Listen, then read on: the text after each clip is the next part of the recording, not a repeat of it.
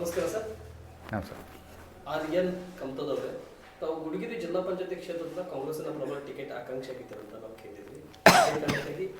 Connect India ಮುಖಾಂತರ ಒಂದು ground reporting ನಡೀತಾ ಇದೆ, ಅದರ ಬಗ್ಗೆ ಮಾತನಾಡಲಿಕ್ಕೆ ಸರ್. ಆ ಕ್ಷೇತ್ರದಲ್ಲಿ ನಿಮಗೆ ಟಿಕೆಟ್ ಸಿಗಬೇಕಂತಿದೆ, ಯಾಕೆ ಸಿಗಬೇಕು ಸರ್? ನಿಮ್ಮ ಶ್ರಮ ಏನಿದೆ?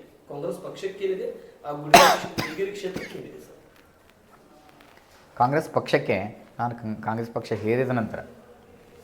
ಸೇರಿದ ನಂತರ ನನಗೆ ಕೊಟ್ಟಂಥ ಕೆಲಸವನ್ನು ಅತಿ ಶ್ರದ್ಧೆಯಿಂದ, ಅತಿ ಬದ್ಧತೆಯಿಂದ ಮತ್ತು ನಿಷ್ಠೆಯಿಂದ ನಾನು ಮಾಡಿದ್ದೇನೆ.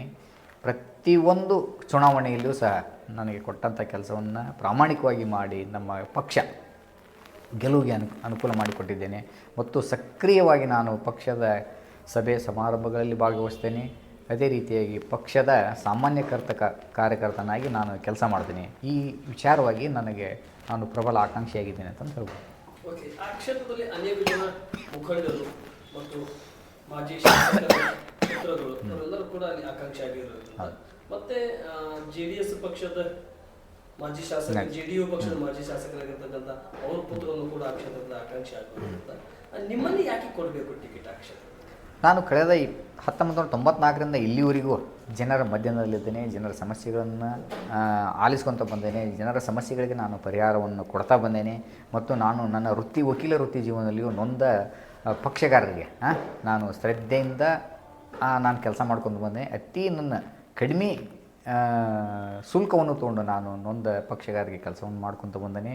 ಅದೇ ರೀತಿಯಾಗಿ ನಾನು ಕಳೆದ 20 ವರ್ಷಗಳಲ್ಲಿ ರೋಟರಿ ಕ್ಲಬ್ ಸದಸ್ಯನಿದ್ದೆ, ಅಧ್ಯಕ್ಷ ಇದೆ ಮತ್ತು ಕಾರ್ಯದರ್ಶಿಯಾಗಿ ಇರೋದರಿಂದ ನನ್ನ ಕ್ಷೇತ್ರದಲ್ಲಿರ್ಬೋದು ಅಥವಾ ಇದೇ ಕುಂದಗೋಳ ತಾಲೂಕಿನಲ್ಲಿಯೂ ಸಹ ನಾನು ಬಡ ವಿದ್ಯಾರ್ಥಿಗಳಿಗೆ ಸ್ಲಬ್ಬರ್ ಕಿಟ್ಗಳನ್ನು ವಿತರಣೆ ಮಾಡೋದು ಮತ್ತು ಅವರಿಗೆ ಸಮವಸ್ತ್ರಗಳನ್ನು ಕೊಡೋದು ಮತ್ತು ಶಾಲೆಗಳಿಗೆ ಅವಶ್ಯ ಇರತಕ್ಕಂಥ ಪೀಠೋಪಕರಣ ಅಂದರೆ ಡೆಸ್ಕ್ ಇರ್ಬೋದು, ಕಬೋರ್ಡ್ ಇರ್ಬೋದು ಮತ್ತು ಪೆಂಡಲ್ ಸೆಟ್ಟು ಸಹ ನಾನು ವಿತರಣೆ ಮಾಡ್ಕೊತ ಬಂದೀನಿ. ಅದೇ ರೀತಿಯಾಗಿ ಪ್ರತಿಭಾವಂತ ವಿದ್ಯಾರ್ಥಿಗಳಿಗೆ ಪ್ರತಿ ವರ್ಷವೂ ಸಹ ನಮ್ಮ ಕ್ಷೇತ್ರದಲ್ಲಿ ಒಂದು 20 ಹುಡುಗರಿಗೆ ನಾನು ಪ್ರತಿಭಾ ಪುರಸ್ಕಾರವನ್ನು ನಾನು ಇಟ್ಕೊತ ಬಂದಿದ್ದೇನೆ.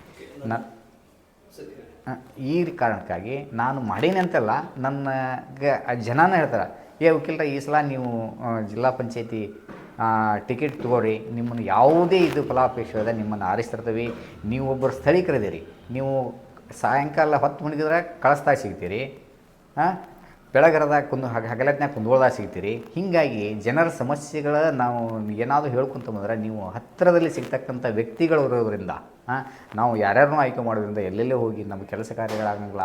ಹೀಗಾಗಿ ನೀವು ನಮ್ಗೆ ಅತಿ ಅವೈಲೇಬಲ್ ಪರ್ಸನ್ ಇದ್ರಿ. ಅವೈಲೇಬಲ್ ಪರ್ಸನ್ ಇರೋದ್ರಿಂದ ನಿಮ್ಮ ಟಿಕೆಟ್ ತೊಗೊಂಡು ನೀವು ನಿಂದರಿ, ನಿಮ್ಮನ್ನು ಆಯ್ಕೆ ಮಾಡ್ತಕ್ಕಂಥ ಜವಾಬ್ದಾರಿ ನಮ್ಮದು ಅಂತಂದು ಇಡೀ ನಮ್ಮ ಕ್ಷೇತ್ರದ ಜನ, ಪ್ರತಿಯೊಂದು ಹಳ್ಳಿಯೊಳಗೂ ನಮ್ಮ ಕ್ಷೇತ್ರದ ಜನ ತಾವಾಗಲೇ ಹೇಳ್ತಾರೆ. ಅವ್ರು ಹೇಳಕ್ಕೆ ನನಗೆ ಬಂತು, ಇಲ್ಪ ನಾನು ಯಾಕೆ ಪ್ರಯತ್ನ ಮಾಡಬಾರ್ದು ಅನ್ನೋ ವಿಚಾರ ನನಗೆ ಬಂತು. ಇವತ್ತು ಸಾಕಷ್ಟು ಹೇಳ್ತಾರೆ, ಇವತ್ತಿನವ್ರಿಗೆ ಹೇಳ್ತಾರೆ.